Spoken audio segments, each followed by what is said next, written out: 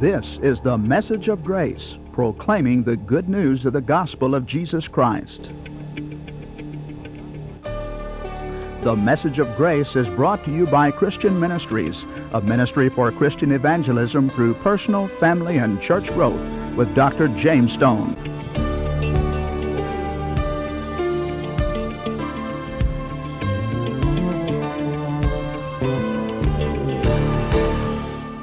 Now, open your Bible and open your heart as our speaker, Dr. James Stone, comes with a message of grace. Let's look at Job to try to grasp what's going on. The setting for the telling of the story. This is a great allegory of man's relationship with God. And we'll say more about that as we go on. There was a man in the land of Uz whose name was Job. The first scene we have in the book of Job is an earthly scene. It tells about how Job was blessed. He had a great family. He had a great procession. He had great physical health. He had a great religious consciousness. He offered sacrifices for his children. He was a good moral man who recognized that God was God. Then the scene shifts to the heavenly realm.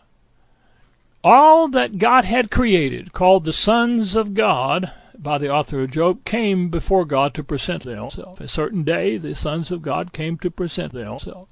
What threw me in understanding this in the past is I interpreted sons of God, well, I didn't know what to interpret them.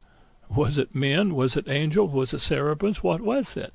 But based upon the New Testament, the idea is all that God has created, that's called sons of God. In fact, Adam, when the genealogy of Jesus is traced back to him, is called a son of God by the fact of being created by God.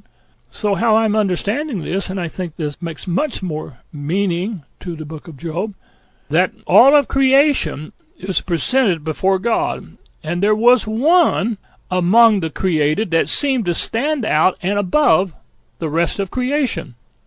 This unique feature of this Son of God was that he had been created a personal being. He had intellect, emotions, and will. And because he could think, feel, and act, he seems, especially in Job, but we'll see it all through the Bible, even in Paul's writing, that this particular Son of God, created by God, seems to always be challenging God. This creation of God seemed to constantly attack God with an accusatory spirit, challenging God. So when we say something to this nature, how could God let this happen? Is this not challenging God? As we read Paul seems to be quite clear what it is that constantly challenges God. In all the created world, this Son of God, with his mind of intellect, emotions, and will, becomes a rival, an adversary to the mind of God. Is this not what Paul said when he said the carnal mind is enmity against God? It's rival to the mind of God. This rival, this adversary, is so prevalent in the story of Job that the author calls him Ha-Satan. That's the original Hebrew, Ha-Satan, which comes over into the English as Satan. But this is not a name. This is not a name. It's a title. It identifies what seems to be the major function of the carnal mind, the great rival to God. The mind of man consistently becomes the rival to the mind of God. And that's what the author of Job is implying by using Ha-Satan.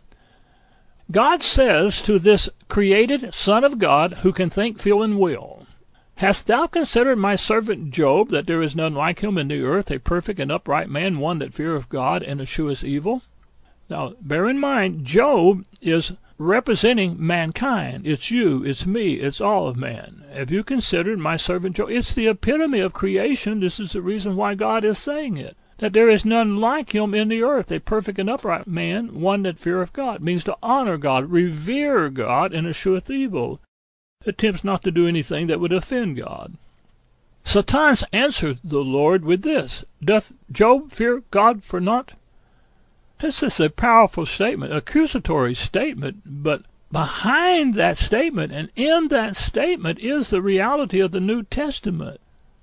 Do we receive from God because we do something? Does he fear God for nothing? Or does he fear him for the paycheck? Does he fear him for what God will do? That's the heart of Paul's writings. This is what Sidon said. Doth Job fear God for naught? Hast not thou made a hedge about him, and about his house, and about all that he hath on every side? Thou hast blessed the works of his hands, and his substance is increased in the land. But put forth thy hand now, and touch all that he hath, and he will curse thee to thy face.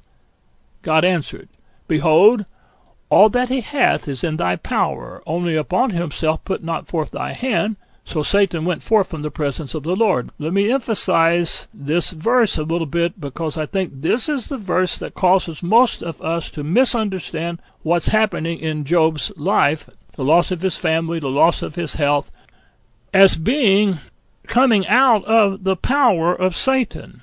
But it's interesting here, behold, all that he hath is in thy power. That word power is translated off the exact same word as hand, in only upon himself put forth not thy hand. All that he hath is in thy hand, only upon himself put not forth thy hand. Now here's the question. What is it that puts Job into captivity? Is it actually referring, when God says all that he hath is in thy power, is it referring to the fact of his possessions, of his family, of his health? Or is it, in fact, referring to the mind of Job and how he will respond when these things are taken away?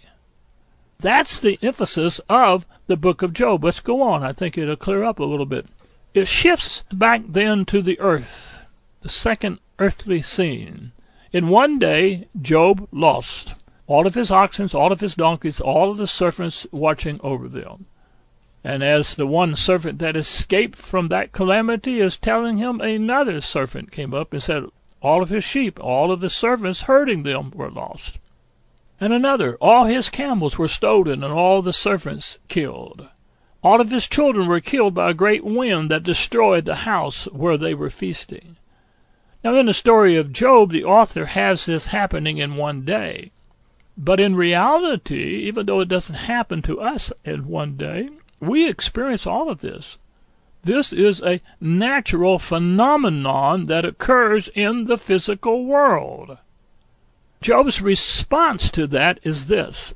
Then Job arose and rent his mantle, shaved his head, fell down upon the ground, and worshipped, and said, Naked came I out of my mother's womb, and naked shall I return hither. The Lord gave, and the Lord have taken away. Blessed be the name of the Lord. In all this Job sinned not, nor charged God foolishly.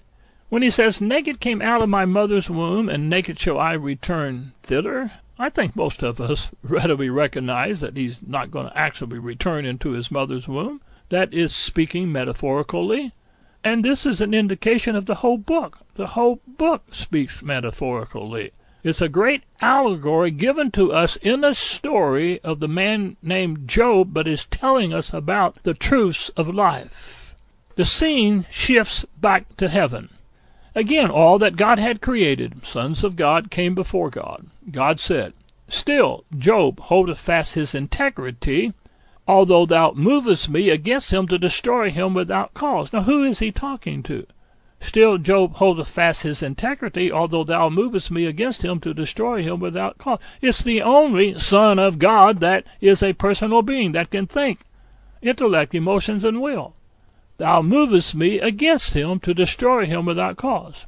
Hasatan responded, Skin for skin, yea, all that a man have will he give for his life. But put forth thy hand now, and touch his bone and his flesh, and he will curse thee to thy face. God said, Behold, he is in thy hand, but save his life. The scene shifts back to earth. So went Satan forth from the presence of the Lord, and smote Job with sore boils from the sole of his foot unto his crown. This is the only reference that infers that the rival to God actually did something to Job.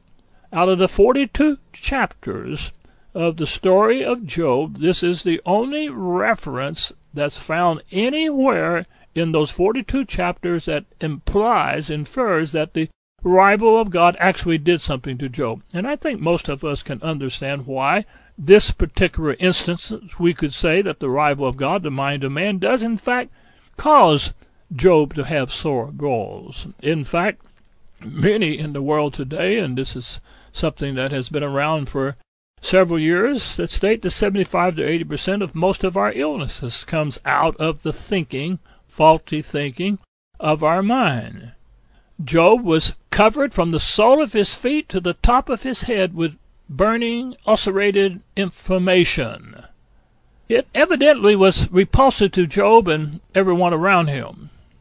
I ran into something just last week that illustrates this point of the rival to God, the mind of man, actually having effect upon the body of man. I was in the doctor's office for a checkup, but in the process of sitting in the lobby, they had a television on and they were playing certain medical facts and things about the medical profession, and this particular series was on long life. They were interviewing some people that were over 100 years old, 110 years old, and one of the men that they interviewed, he was actually working on a job. He was mobile. You would have never assumed that he was over 100 years old. But this is the statement that they made, which illustrates this point. They said that 70 to 80% has to do with your attitude. 20 to 30% has to do with the genes. I find that quite significant, that 70 to 80% of long life has to deal with the mind. They gave 4 things that would supposedly help in long life. The third one and the fourth one stuck out. The third one is exercise. You've got to keep moving. But then the fourth one was the management of stress. The management of stress implies the power of the mind it has over our health. And this is what's being inferred here by Satan able to inflict Job's body with sore boils. And notice what happens. Job took him a potsherd to scrape himself withal, and he sat down among the ashes. Eventually, he would sit on the ground for 7 days and 7 nights, and not speak a word. I find this to be very significant in understanding what the heart of the book of Job is about. 39 chapters, in fact. Chapters 1 and 2 and the last part of chapter 42 gives us the events of the lives of Job, and then 39 chapters deals with his interaction with those events. Then the advice began.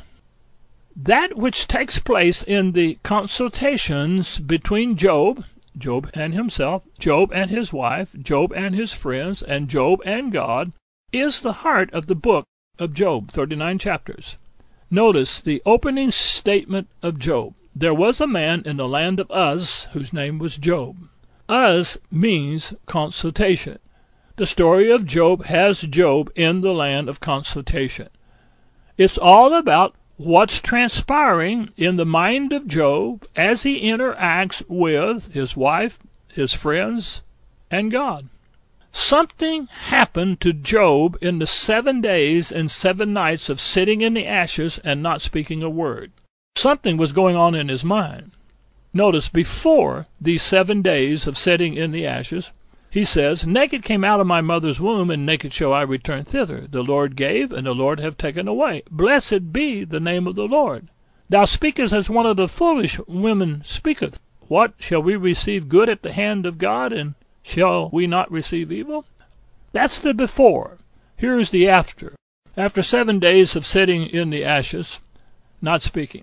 After this opened Job his mouth and cursed his day. And Job spake and said, Let the day perish where I was born, and the night in which it was said, There is a man-child conceived.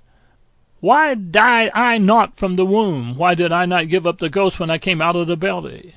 Why is light given to a man whose way is hid, and whom God hath hedged in? Notice what's going on in Job's mind. He's cursing the day that he was born.